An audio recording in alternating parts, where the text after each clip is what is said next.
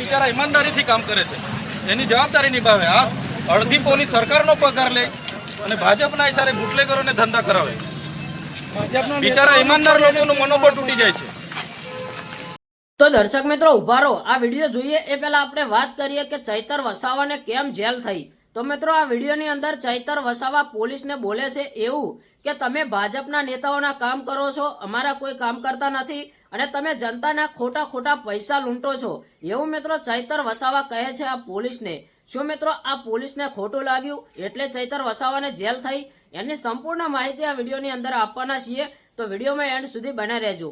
અને જો આપણી આ યુટ્યુબ ચેનલ ઉપર નવા આવો છો તો ચેનલને એક લાઇક, શેર અને સબસ્ક્રાઈબર કરી દેજો. અત્યારે હાલ તમને ખબર હશે કે ચૈતર વસાવા જેલની અંદર કેદ છે અને ઘણા બધા સોશિયલ મીડિયામાં ચૈતર વસાવાના વિડીયો આવતા હોય છે, તેમના વિરોધમાં પણ ઘણા બધા વિડીયો આવતા હોય છે.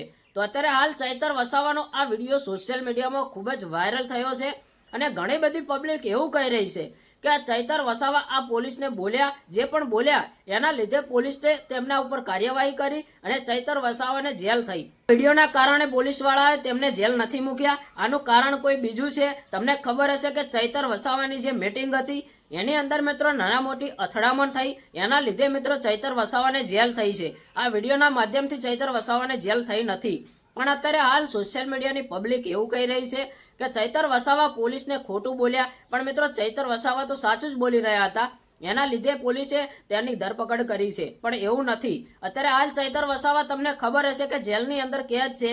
ઘણા બધા વકીલો તેમને છોડાવવા માટે જઈ રહ્યા છે, પણ મિત્રો હજુ સુધી કોઈ વાત બહાર આવી નથી કે ચૈતર વસાવાને જેલની બહાર કાઢ્યા. જેવા મિત્રો સમાચાર મળશે એવા હું તમને તરત જ બતાવીશ. અને જો આપણી આ યુટ્યુબ ચેનલ પર નવા આવો છો તો ચેનલને એક લાઇક, શેર અને સબસ્ક્રાઈબર કરી દેજો. એ પહેલા હું તમને આ ચૈતર વસાવાનો વિડીયો બતાવું કે ચૈતર વસાવાએ શેની બબાલ કરી છે અને વિડીયોમાં શું છે હકીકત ઘટના. તો એ પહેલા તમે આ વિડીયો જુઓ.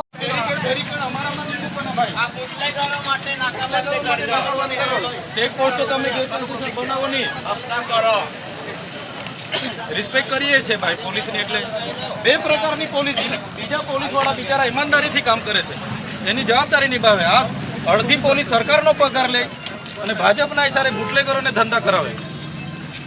બિચારા ઈમાનદાર લોકોનું મનોબળ તૂટી જાય છે. આ બધો દંડ એમના પ્રોગ્રામો કરવાના અને દંડ જનતા પરથી વસૂલ કરવાનો. પ્રોગ્રામો, તાઇફાનો બધો ખર્ચો જનતા પરથી લેવાનો.